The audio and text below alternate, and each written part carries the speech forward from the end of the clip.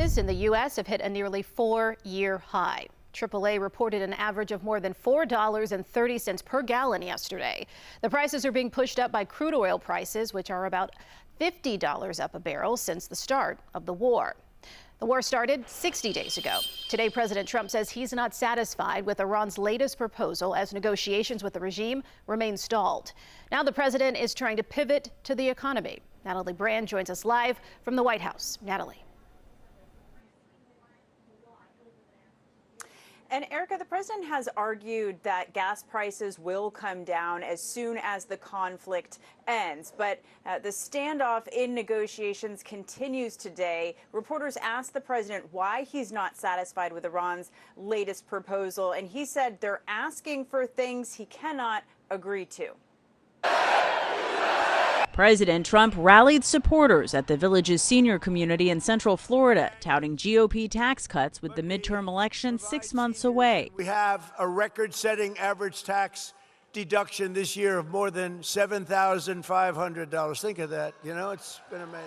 Affordability is on voters' minds as gas prices hit an average of $4.39 overnight, up from less than $3 in late February when the conflict in Iran began. It's crazy, bro. We got to get this together. CENTCOM released new video of the U.S. naval blockade on Iranian-linked ships in the Strait of Hormuz, saying 45 commercial vessels have been directed to turn around.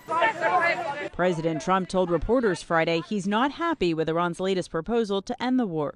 Iran wants to make a deal because they have no military left, essentially, and they want to make a deal, but I'm not satisfied with it. President Trump confirmed he was briefed on potential military options Thursday, but signaled he still prefers diplomacy. Do we want to go and just blast the hell out of him and finish him forever, or do we want to try and make a deal? I mean, those are the options. With Operation Epic Fury reaching 60 days, a decades-old statute requires congressional authorization for continued use of U.S. forces.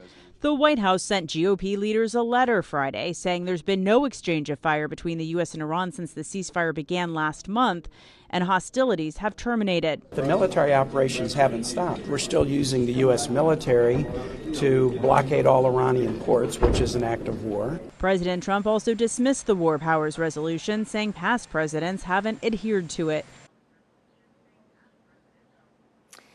Democratic lawmakers continued to argue that the war is unauthorized and unjustified, they say, doesn't have a strategy, they would argue. But some GOP lawmakers are now also saying that they're working on a draft for an authorization of the use of military force that would place some limits on the administration's operation. It's unclear at this point how much GOP support that effort will get, and Congress is in recess, Erica, next week.